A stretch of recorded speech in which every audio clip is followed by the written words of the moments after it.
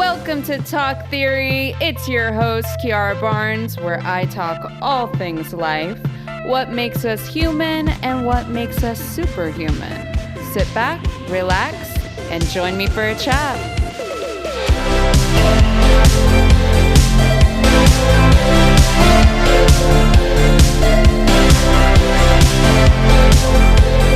Hello, welcome back to another episode of the Talk Theory podcast.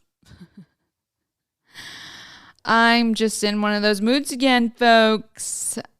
I can't keep blaming this on eating chocolate. I really can't. It's just... Anyway, okay. Stay focused. Thank you for being a listener. I hope everyone's... Luna says, hey, if you hear some meows in the background, she wants to sit for this podcast. She's really clingy today, and I kind of love that. Yeah. Okay. All right, girl. You're gonna have to quiet down though. Okay, anyway, I hope everyone's doing good this holiday season. Friendly reminder, okay. We're getting really close to our release date for Fantasy Island. We are dropping our second season on January 2nd on Fox, next day on Hulu. It is coming up so soon, so get ready and put that on your schedule, okay? I'm really excited about it. We have a lot of good episodes, and it's just they did such a good job this season. I can't wait to see the finished product. Ooh, okay. I am like, I don't know what this hyper energy is, but it's fine because I am hyped about today's topic. So today's topic, I want to talk about trusting your intuition, that gut feeling, that little voice in your head. Personally, I believe, this is just me, but I believe everyone has the ability to tap into this. We all have an inner compass that is self-guiding, and it's just about if we tune it in, really. You know, do we tune it out or tune it in? Are we really going to listen to it or not? And I feel like when we're younger, that's when it's at its strongest. And then as we grow older as adults, it definitely weakens. We get so influenced by society, social groups, fears, etc., and it quiets down the whole internal guide within. Talking example actually to show you guys how when we're younger, that intuition is strong. I have an example / story for this. This happened a while back, like years and years and years ago. But me and my family, where we ended up in the story is very telling of how long ago this was. Me and my family had met up at Blockbuster. Shout out if you know what that is or remember what that was. If you don't, it was essentially Netflix. The explanation of this, but it was in a store. Okay, so you'd go in there and just decide what it is that you want to watch with the family. And if I'm actually not mistaken, I swear, I think you could even rent a few video games if you really wanted to. I feel like I did. I feel like I definitely got, like, begged my mom to get, like, some kind of cheer game or, like, Barbie game or something while we were at Blockbuster. But anyway, primarily, it was known as the place to grab a movie to rent or to buy. And lovely place, very nostalgic for me to even think about. But anyhow, it was me, my mom, dad, and the three of my brothers, the whole gang together. I can't really remember why, but I think it was Me and my dad and one of my brothers in his car, and then my two other brothers were with my mom. And we must have been driving somewhere and met up there. Either way, we had picked out this movie, and we're all getting back into our cars to head back home. And all of a sudden, the youngest brother, he starts freaking out. He's like crying and hollering, and they're trying to figure out what the heck, why are you losing your marbles right now? And then he starts saying that he wants to have his car seat moved to the other side of the car. So for context or even like visualization, if you will, of what the car was, it was a Yukon. So there was, you have your driver's seat, the passenger seat, then there's 2 seats behind, and then another 3 seats in the back. So his car seat was, directly behind my mom, the driver, her seat. And he sat on the left side, and he was crying to have it moved to the chair opposite of him on the right of the car.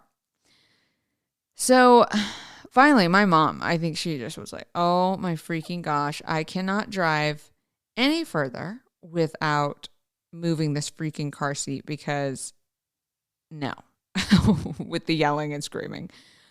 And so they do it. They change his car seat to the other side of the car, and then the crying stops. He's completely fine.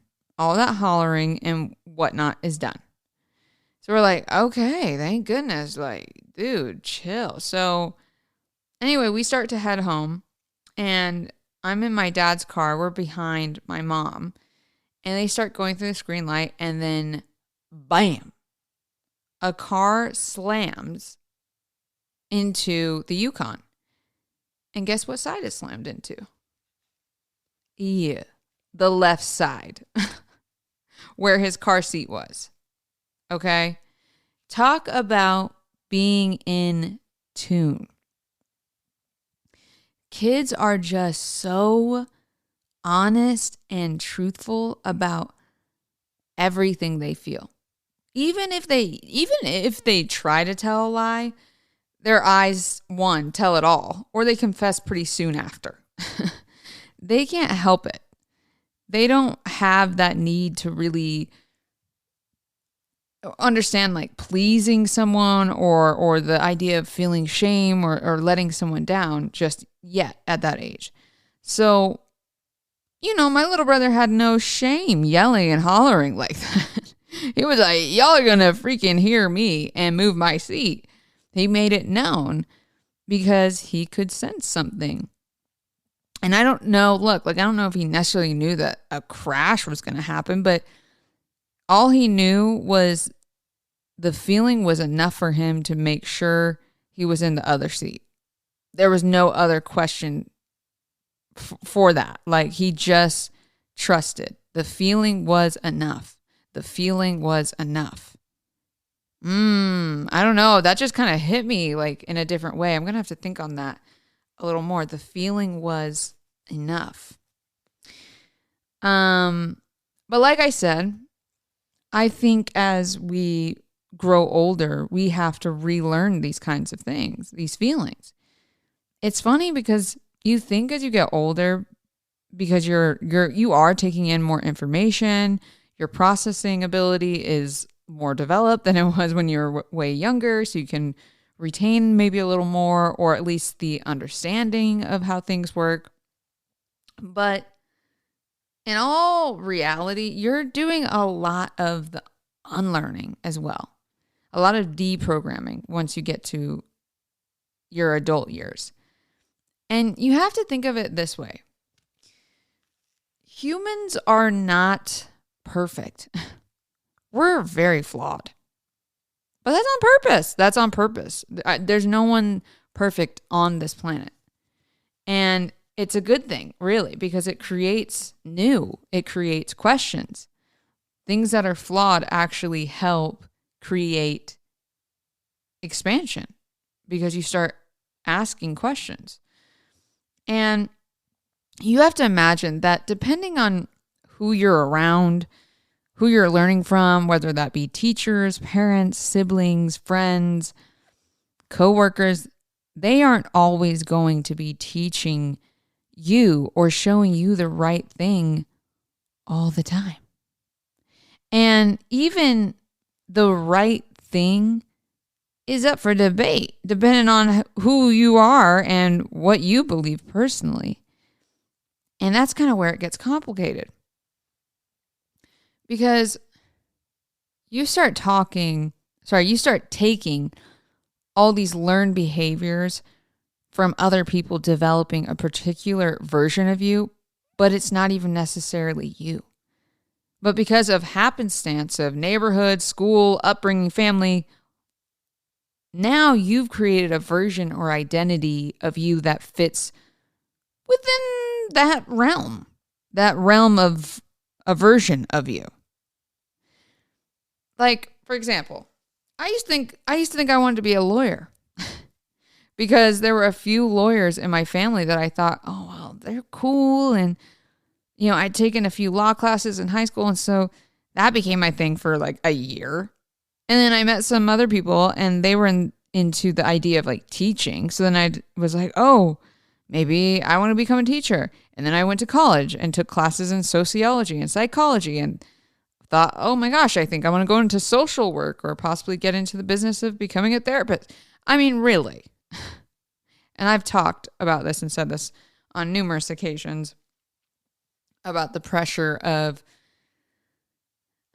having to find a lifetime job, occupation, career, whatever in high school or even in college. Like, bro, okay, at like 21, you're just legal to drink.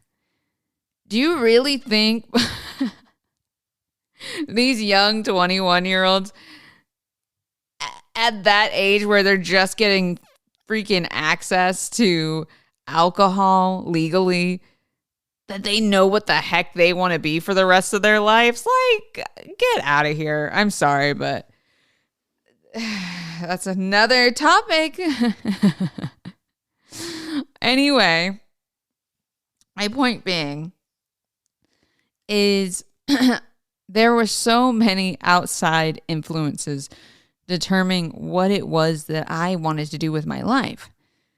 When in actuality, my gut feeling, my intuition was always telling me to be in film. To be a performer, I should say, really. Something within the art realm where I can express myself through acting, through music, through writing. Always, always, always, always. Since I was a kid, I wanted to be in the entertainment industry. Like truly, that has always been my thing.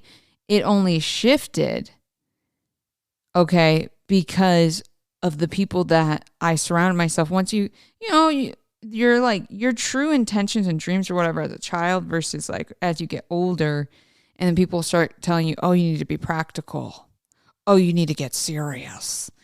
You got to have a plan B. And I don't know who Billy Bob Joe was right there, but at the end of the day,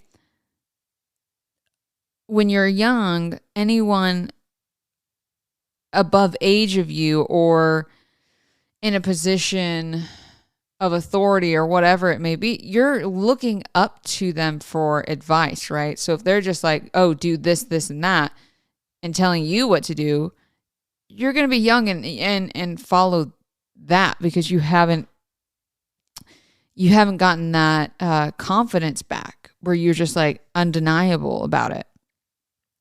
And that is something that I've just, like I said, I've always, always wanted to be in. Deep down, I knew. Even when I was saying that I wanted to be a lawyer or wanted to be a teacher, deep down, I always wanted to be in entertainment. So shout out because we're doing it.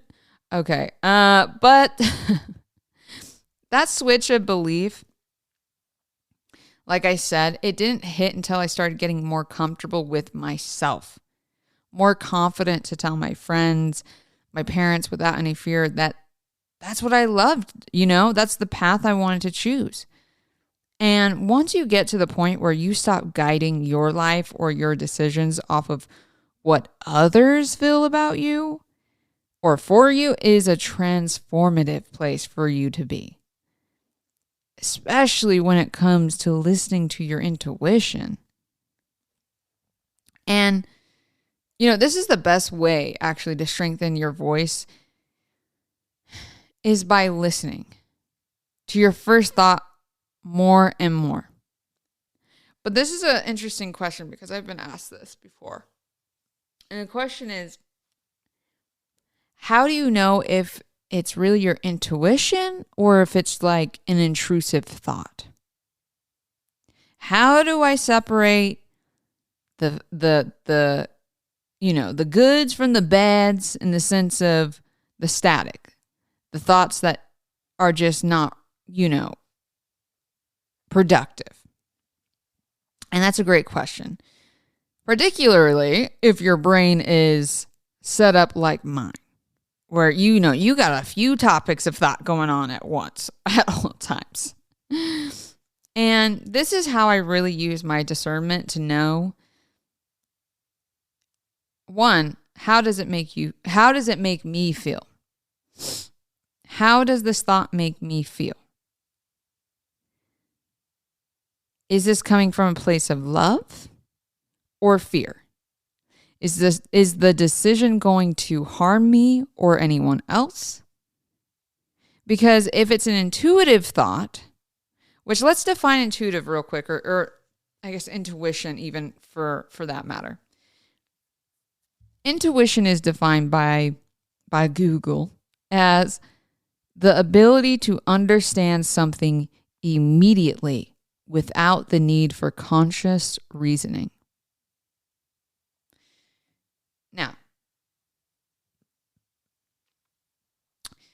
to me, understanding something immediately to know what decision to make, listening to that first thought without having to invite outside sources to back up or support. It's just, this is what I'm saying from that definition, what it means to me. It's truly just a sense. Kind of like your spider, what is it? The spider senses are tingling. Like that. Yeah, Spider-Man, y'all know what I'm talking about. It's just a sense. That's like his intuition. His superpower is his intuition. And again, okay, this is just that what I was breaking it down is my opinion, but because to me, intuition has to do with your mind and body already knowing what to do and having the ability to make a decision in an instance. Right? Like my little brother. Instance. And of course, it's going to choose the decision you best fit for when you're going off intuition, safety-wise. Okay? Because over the duration of your life, your mind and body have collected enough information, data, subconsciously and consciously, of what outcomes suit you the best. So when you're working with your intuition, you're really working with your mind and your body. Like trusting that your body has gathered enough information to guide you through whatever in the moment. The human mind and body is actually incredible. The amount of information that we are able to just store within us is truly mind-boggling to me.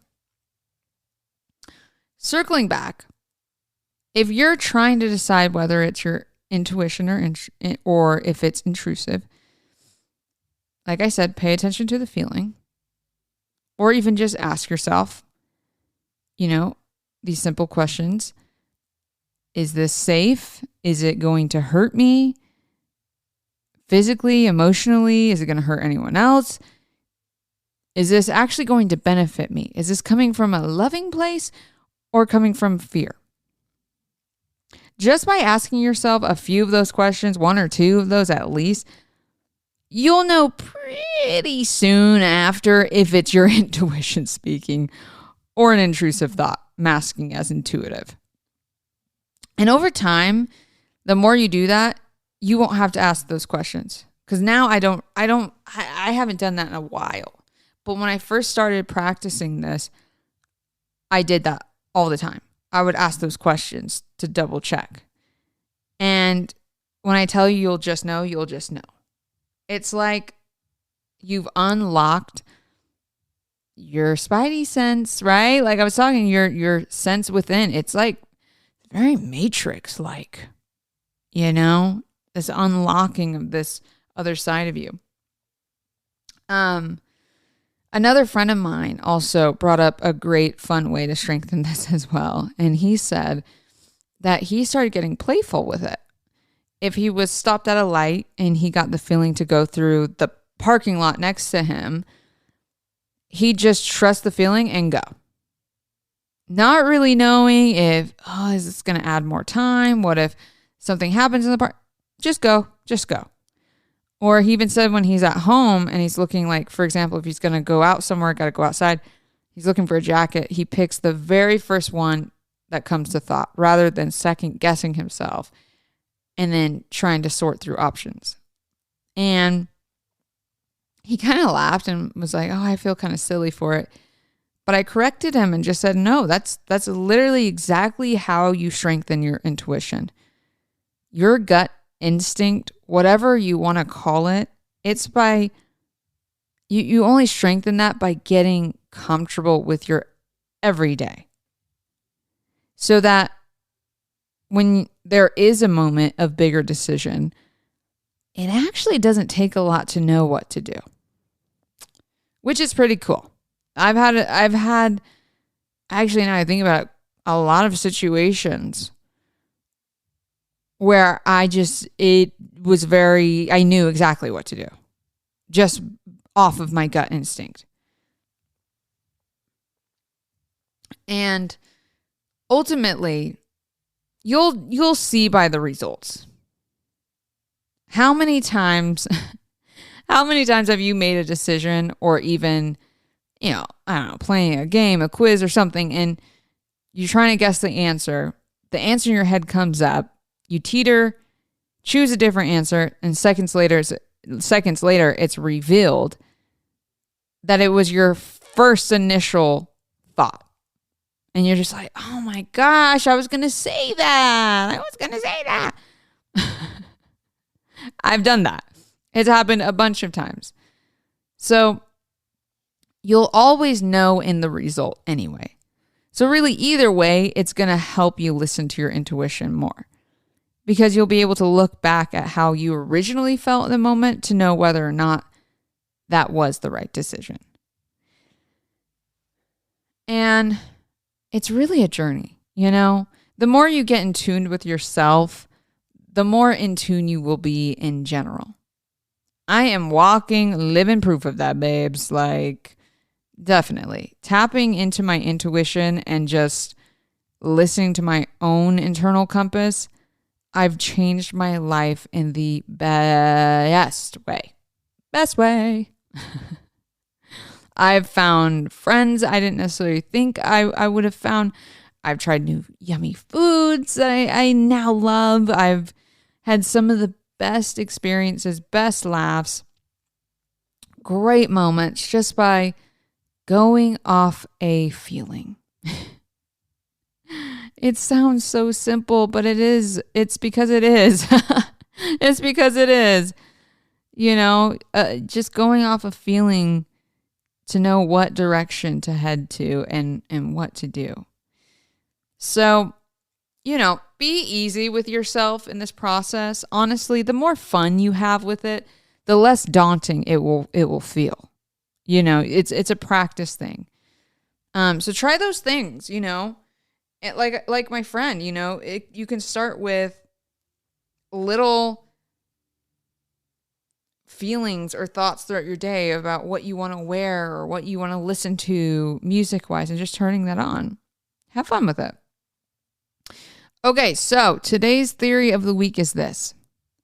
The voice within your heart will always speak volumes over the static in your head.